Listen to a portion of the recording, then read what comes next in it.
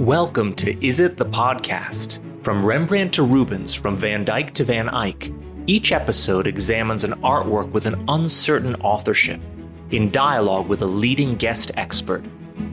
We'll tell the story of the artist we suspect created the work, of the work in question, and then we reveal the results of a cutting-edge AI authentication analysis performed by the Swiss firm Art Recognition.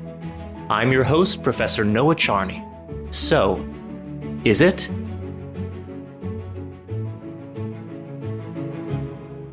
Welcome to Is It the Art Mystery Podcast, where we use cutting-edge AI to answer some of art history's most tantalizing questions. Who really painted that masterpiece?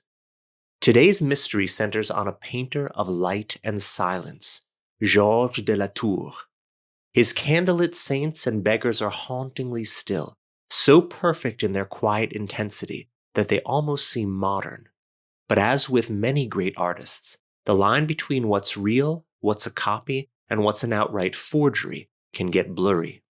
To help us untangle this mystery, I'm joined once again by Carina Popovici, co-founder and CEO of Art Recognition, the Swiss company using artificial intelligence to authenticate artworks.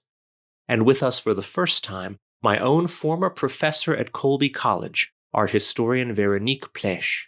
Together, we're going to test a painting that just might be by one of France's most enigmatic masters. Georges de la Tour was the painter of light and of what light hides. Born in 1593 in the small town of Vic-sur-Seille in Lorraine, eastern France, he lived and died far from Paris and far from fame. Yet from his provincial setting, he created a style unlike any of his contemporaries. His scenes, often showing a single figure illuminated by a candle's flickering glow, have an uncanny simplicity. The darkness isn't just a backdrop, it's a character. But not all of his paintings adhere to that light emerging from darkness style that he made famous. Today's painting looks quite different, in fact. Will this confound the AI test? I'm guessing not, but there's only one way to find out. De la Tour painted saints, cheats, and street musicians with the same unflinching calm. His Magdalene with a candle is not a sinner in torment, but a woman lost in thought, her face half swallowed by shadow. His card sharps and fortune tellers reduce moral lessons to quiet stillness, as if the world's drama has been drained away, leaving only a single frozen moment. Unlike Caravaggio, whose light dramatized violence and revelation, de la Tour's light is meditative, almost metaphysical. His figures seem carved from wax, caught between the spiritual and the corporeal. For 2 centuries after his death, his name was nearly forgotten, his paintings misattributed to others, even to Dutch artists. And then in the early 20th century, his genius was rediscovered, and he was hailed as one of France's greatest Baroque painters. Today, his oeuvre numbers fewer than 40 known works, though new discoveries and reattributions continue to stir debate. Which brings us to today's question. Is this painting a true de la Tour, or a clever imitator in his luminous shadow? My guests today are Carina Popovici, co-founder of Art Recognition. She's been a past guest, and there's even a full episode interview with her if you'd like to learn more. My second guest is someone very special to me, since she was my undergraduate art history professor, someone who truly shaped the direction of my life. Veronique Plesch is the James M. Gillespie Professor of Art at Colby College, where she has taught since 1994. Born in Argentina and raised in Switzerland, she holds advanced degrees in art history and medieval French literature from the University of Geneva, Switzerland, and a PhD in art history from Princeton University. She is the author and editor of 9 books and over 100 articles in English, French, Italian, and Spanish on topics such as medieval and Renaissance religious fresco cycles, representations of the Passion of Christ in art and theater, graffiti, book arts, and contemporary art. A sizable portion of her scholarship deals with word and image issues. She was president of the International Association of Word and Image Studies from 2008 to 2017, and is one of the senior editors of the series Word and Image Interactions from Brill, the Dutch publisher, founded way back in 1683. Veronique has curated several exhibitions, for instance on medieval liturgical objects and Grand Tour souvenirs. She is one of the editors of the main arts journal, Union of Main Visual Arts Quarterly, to which she regularly contributes. And in the spring of 2021, she taught a semester-long course on copies, fakes, and forgeries, which is a perfect segue to today's episode. Veronique, thank you so much for taking the time to join us on the latest episode of Is It the Art Mystery podcast. And I'm particularly delighted because you were one of my formative professors. And you were one of 3 art history professors that I had as an undergraduate at Colby. And I learned so much from you, both inside and outside the classroom. So one of the things that Colby did so well is encourage a social dynamic outside the classroom with professors and students. And I remember you guys got to eat for free at the dining hall if a student accompanied you, I think. And then we would have dinner parties at rotating houses of professors. And it was a really lovely dynamic that European students and professors tend to have much more of a distance. But it was one of the best things for me as an undergraduate. So it's a particular honor to have you as today's guest. Well, thank you, Noah. Of course, I can say the same. It's one of the joys of my job to have students like you and to still be in touch with those students and be proud of them and collaborate on a different range of things that we've done together over the years. So it's great to be associated to this latest project of yours. And I'm sure during the conversations, we'll have occasions to mention why what you're doing right now with Carina interests me so much. Absolutely. Well, it's funny because it makes me feel more grown up than I actually feel in real life because I was your student and our guest on an episode that already ran, Matthew Wilson, was my student when I taught a workshop in London many years ago. So it's, I feel like there's layers and layers of studentness. But anyway, we'll definitely get to answering that question. Carina, thank you also so much for joining us for this episode. I'm going to bring you in just a little bit. But first, I wanted to ask Veronique to tell us which painting did you choose for Carina to analyze? And please describe what you see when we look at it for those who aren't familiar. Absolutely. So the painting I chose is The Fortune Teller by Georges de Latour. It's dated about 1630. It's an oil on canvas painting. It's approximately a little over 40 by 48 inches. That is 100 or a little over 100 by 120 some centimeters. I'll have the occasion to mention maybe at some point that the dimensions have been slightly altered. It's a gorgeous painting. I don't say beautiful very often, but it's very compelling painting. In part because, as Noah well knows, I have an obsession with Caravaggio. And it's a Caravagesque painting. It's a very Caravagesque subject matter. It's several figures who are seen in half length. And in fact, it might have been part of a pair of paintings with another one in a similar subject matter of deceit, if you will, also by Latour. So what we have is, in the center of the composition, a young man dressed in a rather elegant manner with lots of decorations, a bow around his waist, very fancy outfit, surrounded by 4 women. One who's the closest to the viewer, seen in profile, is an old hag. She's dressed in a way that for the 17th century viewer would identify her as politically incorrect term, a gypsy. Otherwise you would say today a Roma. She has, for instance, a shawl draped over her body, attached on her shoulder, and a kind of a turban. And that's an outfit you would find in other paintings. For instance, in the famous Fortune Teller that Caravaggio painted about a generation earlier.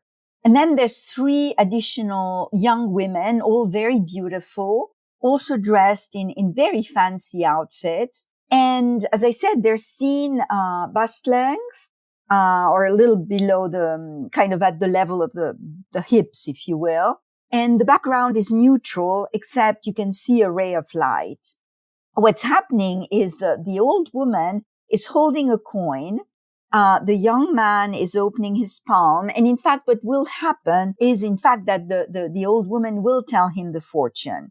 The way that was done in the 17th century is you would hold a coin that was given by the person who was requesting the service, if you will, and the fortune teller would draw a cross on the person's hand and then tell the fortune, and then keep that coin as payment. Meanwhile, he's being completely entranced by the promise of receiving his fortune from this old woman.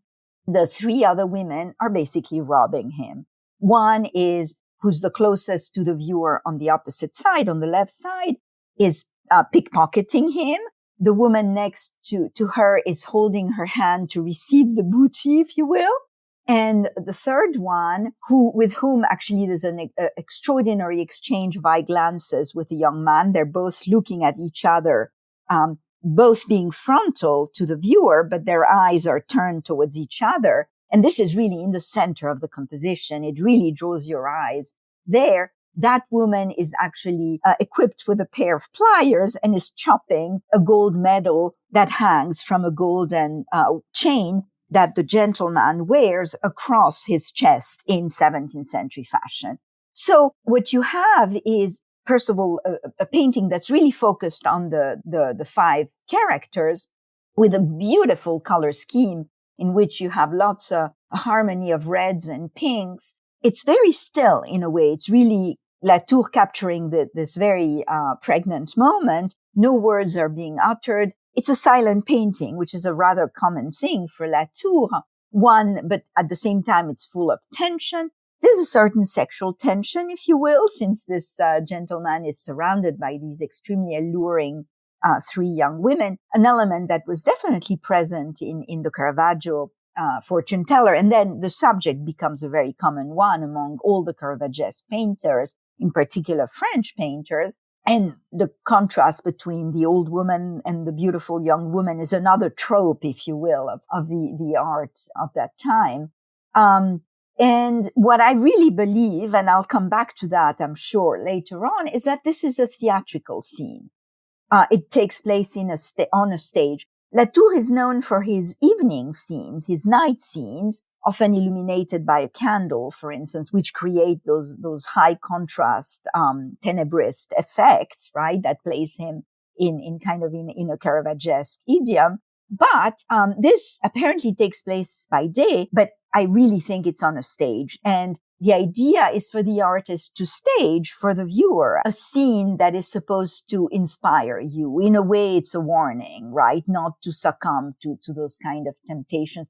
I'm mentioning the sexual aspect that appears because it's been suggested that the old woman might be a procuress, another subject that appears in Caravagesque paintings. But really, she's about to read, tell him his fortune. This being said, with that kind of sexual dimension that's added with the beautiful women. I want to circle back to the subject matter in just a moment, but Carina, can I ask you, when you are teaching your AI about an artist's oeuvre, and then you encounter an artist who has quite distinctive styles, like I'm used to Georges de Latour paintings that are really dark with like spot-lit candle, and it's a nocturne scene. And then you have this, which has broad overall lighting, and it frankly doesn't look like the nocturnes. What's it like when you're feeding the data set with such different styles for the same artist? So quite generally, when we train on artists that have distinct style across their careers, we split the data sets. So as if we were training on different artists. So subsets of that training set. So for example, for Picasso, we have so many different styles and so many images to train on that it's kind of easy to create like subsets for Picasso. So for his Cubist period and so on. Or for Kandinsky, we did that, or for Cézanne. So for the artists that were like extremely prolific. However, that doesn't really work for Georges de Latour because the data set is relatively small. So we use the Catalogue Raisonné by Tullier as reference. And actually, as we were researching the training images, we realized that many images are missing. So they are textually referred to. So they are listed in the catalog, but they have been either destroyed or lost. So the actual, set of training images is about a half of the listed images in the catalog. So that's why this training set is relatively small. Actually, it's about 40 to 50 images, but nevertheless, the training was very, very good. I mean, we had very good model performances, and perhaps I can explain afterwards what I mean with the model performance. And so we were able to close the training successfully. I'm interested, Veronique, in why you chose this work, but also what this work was for. Because I'm used to people commissioning portraits or religious works or mythological works that are morality tales. But this I immediately recognize as part of a subgenre of paintings like the card sharps or the fortune teller by Caravaggio, which is a generation earlier. And it's a subgenre of paintings of usually naive young men who are well dressed, being duped by tricksters, usually from lower social classes. So Caravaggio's The Card Sharps is 1594. There's also the fortune tellers. And what I'm curious is, do we know where the subgenre originates? And was it literally an image from a theatrical play? I'm remembering that there were some 17th century manuals, sometimes called rogues' manuals or beggars' guides, that were handbooks meant to warn devout and charitable Christians against being deceived by imposters, con artists, professional beggars. I remember there was a section on how you spot someone who's pretending to have lost a limb in battle versus someone who actually has. There's one from 1566, Thomas Harmon's A Caveat or Warning for Common Curseters, vulgarly called vagabonds. And then there's the one that I think was more influential, La vie générale des fripons, voleurs, mendiants, et de tous ceux qui se mêlent de tromper le monde, the general life of rogues, thieves, beggars, and all who pretend to deceive the world, which is one of the great titles of any book in history. So why would somebody commission this painting? It was not commissioned. Probably not. What I can tell you for sure, and that's very well documented, since probably the genre kind of originates with Caravaggio, using, of course, nothing is invented ex nihilo, right? So probably Caravaggio got ideas from other works, but excellent example, the card sharps, we know was painted for the open market. It looks like, as you said, a tableau vivant or a snapshot from a theatrical play, a morality tale. Do we think that it's literally that? Yes. Or what's the provenance? Thanks for going back to that, because what I would say, and this is actually a topic I'm quite interested in, because I've worked quite a bit on late medieval theater and art. And in scholarship, everybody explains things that happen in art by the theater. And it's more complicated than that. It's more subtle than that. What I would say is that Latour, and before him Caravaggio, adopts a theatrical mode. He's not literally representing a theatrical play, right? It's not like this is how it's happening on the stage. It's more like in his painting, he is depicting something in a theatrical way.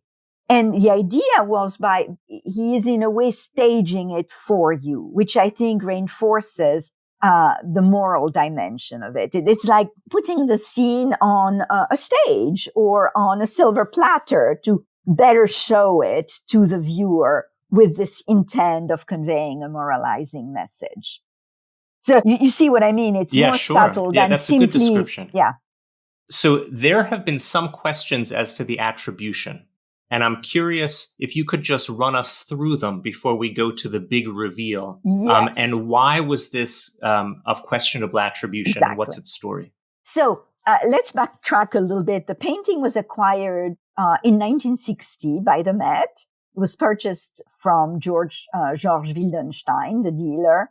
And when it was purchased, James Rorimer, who at the time was the director of the Met, said, and I'm quoting him, this was in the press release at the time, one of the most important purchases ever made by the museum. Wildenstein had purchased the painting in 1949 from a French collection. And where something exploded, I was going to say, if I may, and you can cut that or not, the shit hit the fan, literally, was in 1980 when Christopher Wright, a British art historian, who had collaborated with Benedict Nicholson at the Catalogue Raisonné of Latour, published an article with a lady called Diana de Marly, who was a costume historian. And in that 1980 article, he tried to prove that it's a fake. And the result, the reaction was absolutely staggering. I remember at the time I had just started studying at the University of Geneva. And following what was going on, I could just not believe the atmosphere around that controversy. I'll tell you more about that and why that interests me so much. But very briefly, Wright had connected with Diana de Marly, who had herself already published an article on the fortune teller in 1970, which it wasn't really noticed too much because it was kind of, by someone who was, if you allow me to say that, just a costume historian, not an art historian. But so they gathered their findings, and in a nutshell, what they said was that first, some of the arguments de Marly had used, that the shawl was copied from a carpet in an early 16th century Netherlandish painting. She said that what the young man is wearing over that pink blouse is a leather kind of coat, and that leather coat could only close with a zipper, which clearly didn't exist in around 1630. She said also that leather, or they said, at least in the article, that chain was far too long. I mean, in doing that, they completely forget the logic of a painting, right? This is not, as I said, reproducing reality. The color with pointed ends that he's wearing is unthinkable in the first half of the 17th century. Then he said that the signature, which you see at the upper right corner, is completely different from any other signature by Latour, whether it's in paintings or in documents he signed. He said the hair of the young man defies the laws of gravities. You would need to use hairspray to create that hairdo. He compares the features of the boy, listen to this, to female actresses of the 1940s. He's convinced the painting was painted in the 40s. And then he points to all kind of areas where he finds the drawing incompetent. And then the best argument ever that he goes back to over and over and accuses people of not noticing it, in the shawl of the second to the left figure, if you look closely, you can read the word merde. That's great. Now, to cut to the chase, so the atmosphere was absolutely amazing as that kind of exploded. Now, I'll come back to that because that's what interests me here, because I never doubted the attribution to Latour, let's put it like that. But it had, the controversy had at least a few positive consequences. It was submitted to careful scientific scrutiny. It was discovered, I mentioned that early on, that it was cut on the left. Actually, a part was added at the top. But really, the colors were analyzed. All that confirmed that it is a 17th century painting. But perhaps the last nail on that claim's coffin, if you will, was when a document was found, dated 1879, a deed of succession found in the archives of the family from whom Wildenstein had purchased the painting.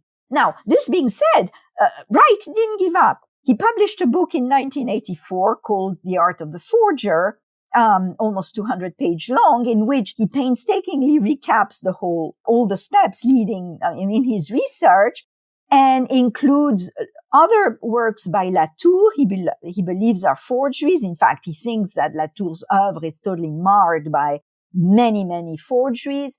So let's Carina, was Wright right? Can you give us the reveal before we talk about the outcome?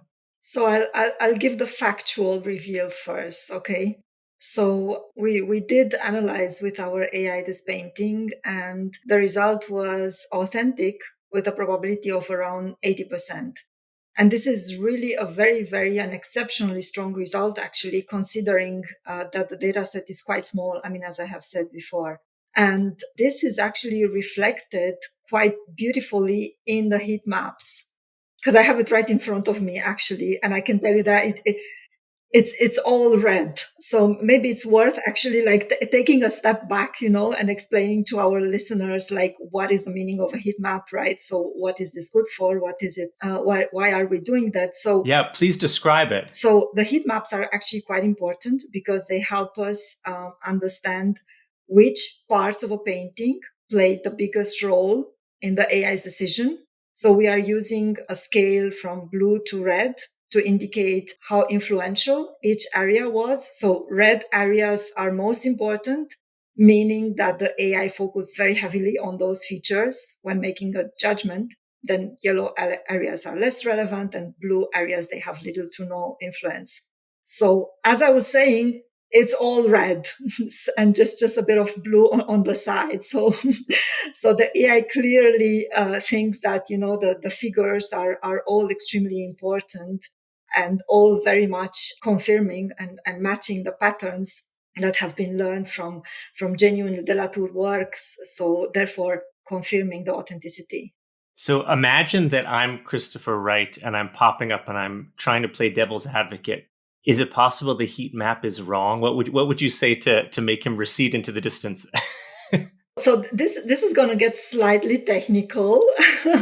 That there is a certain kind of algorithm that we are using. It's called GradCam. It's a method that works by systematically masking out like small patches of the image and then observing how each change affects the overall prediction.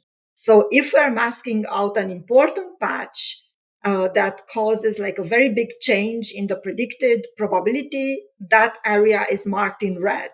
And if the change is minimal, when masking out like another area, that appears in blue. Why am I explaining this? Because it's not really possible, to tell whether a heat map is correct, like in a very conventional sense, So most of the standard applications that we know from AI, they focus on objects that we know, like a cat, a dog, a tree, a house, and things like that. And then, when you create the heat maps, then you have like an expectation, like if you're trying to figure out, like, is this a cat? Then you know that the face of the cat or the body of the cat will turn red. But the paintings are different, right? Because they are very, very complex. Often you can't just like reduce them to few elements. So in some cases it's more straightforward, like if you look at a portrait, for example, or if some human figures, as we have here, actually, like if you have faces, then you kind of expect, okay, these are the most important elements, and you expect some red on them. But if you have more complex, compositions with certain elements of landscape and humans and so on, then you can't really tell, whether the model is focusing like on the right area.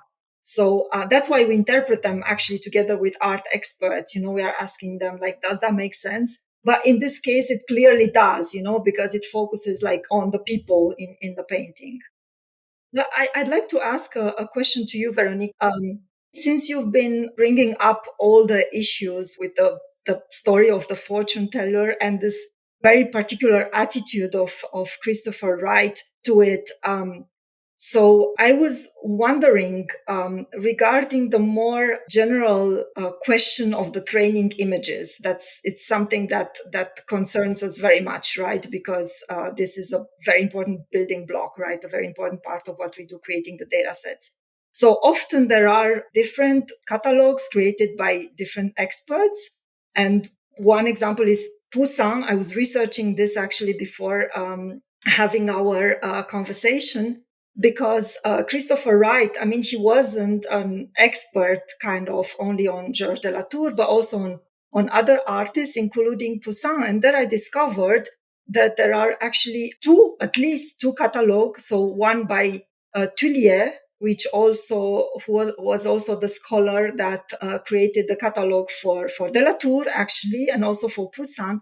So long story short, there seems to be a certain rivalry, I'd say, among experts. Each of them is trying to assert their authority, and to position their own catalog as the definitive one. So I was wondering, how do you see, this temptation of misuse even perhaps one's authority, like in order to position, works and catalogs as the final, as the definitive ones? So I have so many thoughts there. The other person you should mention in that context is Anthony Blunt, because he didn't do a catalogue raisonné, but he did a multi-volume book on Poussin. And this has been maybe the skeleton in the closet of Christopher Wright's book, The Art of the Forger. It is so much against Blunt. I mean, the guy is settling a huge score against Blunt, who was at the Courtauld when he was there and prevented him from publishing, or so Wright says. And so it really gets quite mean at times in that book. And so that's a dimension that cannot be avoided. I think, which also paints, there's a psychological dimension there as well, which I think plays very strongly in all the set of reactions that happened on both sides when Christopher Wright said that this work was fake. And that's my interest in that painting really started when I did a lecture and then published that text, which I ended up titling The Anxiety of the Copy, and which shows how there is really a psychological dimension, an emotional, temperature involved in questions of authenticity, as Noah well knows. And in part because there's enormous monetary implications. And I think that's pretty much what happens with the catalogue raisonné in general, right? Which has enormous importance. I mean, that's a reference book. Now, what you're also describing is when it comes to this idea of possible competition among artists, I think you can even go back to the whole temptation to attribute or de-attribute. I remember coming up with calling it when I was still living in Europe and speaking French, talking about attributionite or attributionitis as an inflammation of the attribution drive. I think there's something very, very compelling to be able to make your mark by attributing a work to a famous artist. It's always to a famous artist because those are the ones, because you can. And of course, it's always to a famous artist because it's the one you know. I mean, how would you attribute it to an obscure artist? Same thing, the de-attribution, or perhaps even more so, to all of a sudden call a famous painting, especially one just acquired by a very rich American museum, a fake. And by the way, that happened again with Wright when in 1980, so very much around the time he was publishing his article, the Kimball Art Museum in Fort Worth acquired one of the cheats, the other one by Latour, the other one being in the Louvre. So, in fact, I read a really great review of Christopher Wright's book where they talk exactly about that, how, and I'm going to quote it, it's by Sarah Hyde and Greg Smith. It appeared in the Oxford Art Journal in 1987. They say, playing the attribution game provides an opportunity for the young lion to make a name, to sharpen his, between quotation marks, claws, at the expense of an established reputation. And I think that's exactly what happens. And the last part of the sentence, at the expense of an established reputation, is unfortunately what comes through that 1984 book, where he's constantly attacking Blunt. This is where AI can... I like the year, 1984. I'm sorry, I couldn't help it. Yeah, it is quite a year, 1984. So this is where AI can potentially be of use, because it doesn't function with an ego and it doesn't have an axe to grind.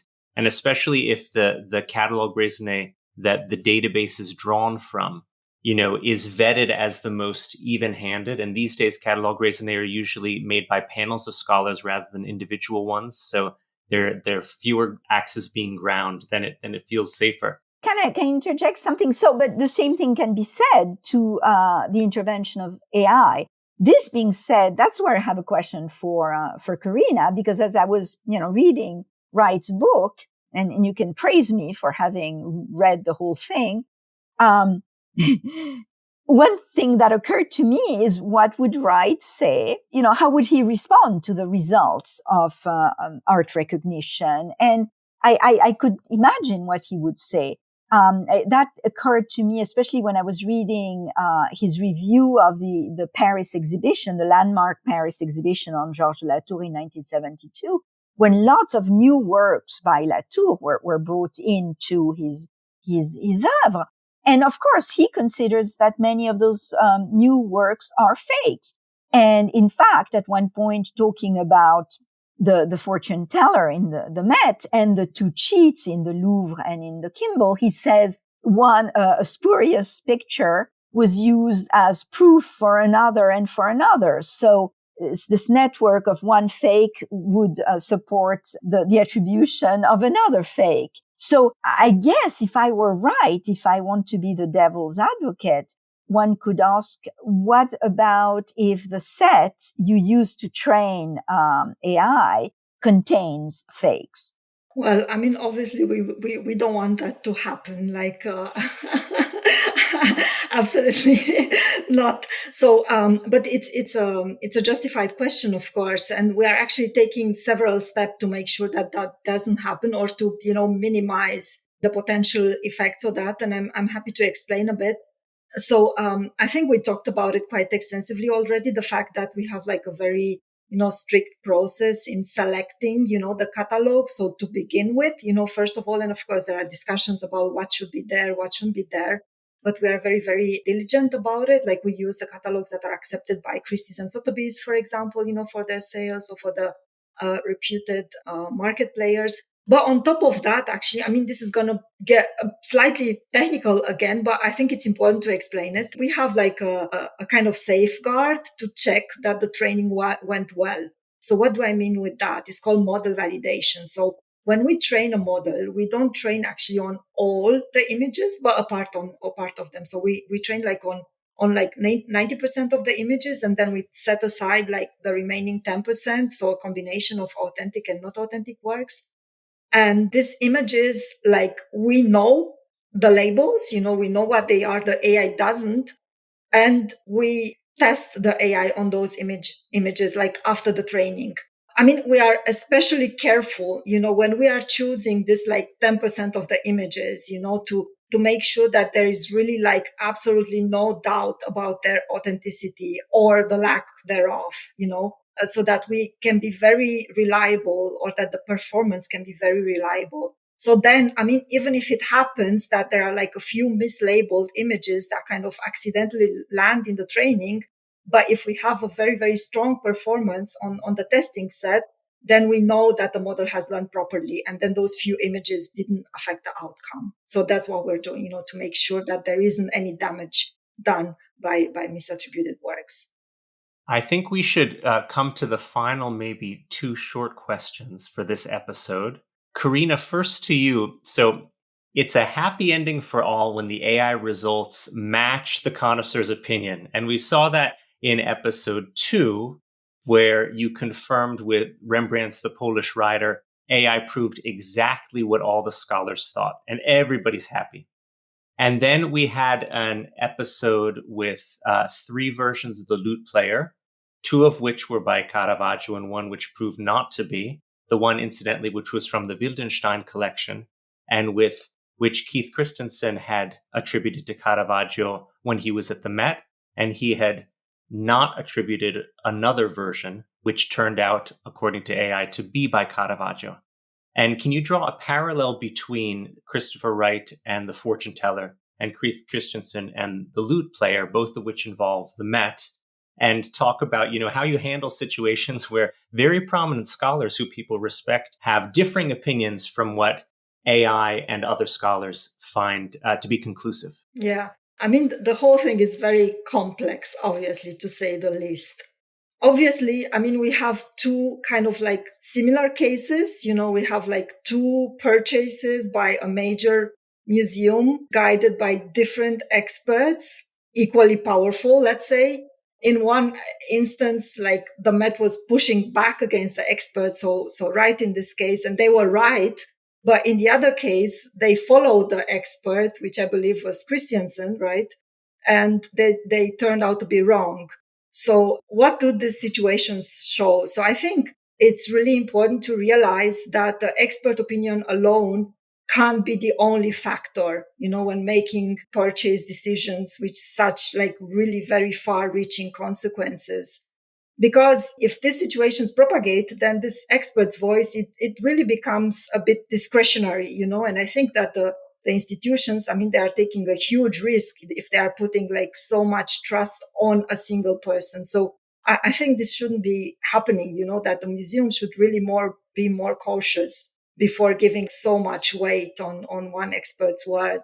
Now, about the experts themselves and the fact that the AI confirms or contradicts their opinions. Obviously, expert opinions contradict each other quite often, right? And we talked about plenty of examples. So yes, our results do differ from certain experts, but I suppose that this has something to say more about like the expert process than about our technology. But I'd like to make a comment, actually, if I may, because often, like this kind of question, like what happened? You turn like the AI returns an answer, the experts returns a different answer. So it really feels a bit that the expert must be right. And if our results don't match, then there's something wrong with the AI and that needs to be fixed. You can correct me, but if I'm wrong, but it's something that I'm hearing quite often, and I don't think it's a way of.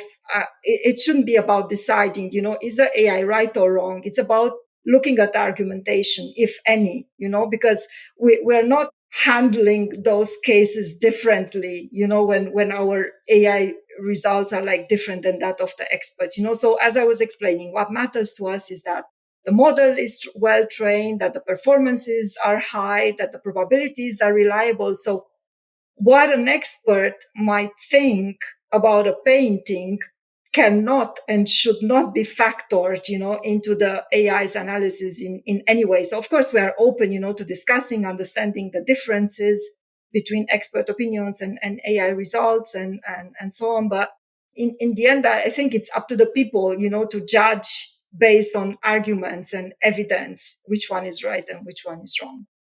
I also think, Carina, I have a feeling that, especially for a younger generation, that the opposite of what you think might happen is the case. So rather than someone defaulting and saying the expert must be right, the AI is wrong, I think it's actually more likely that people will say the AI is right because it's cutting edge technology. It's using information from a wide variety of experts, and it's trying to do so in an objective way.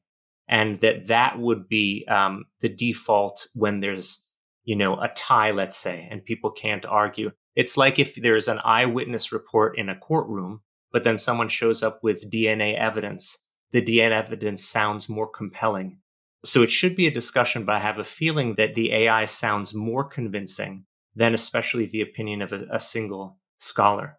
I'd like to give Veronique the sort of final word here in our episode, if I may. Now that we have the result in, can you tell us your thoughts about the fortune teller and the story behind it now that we have this new statistically accurate result?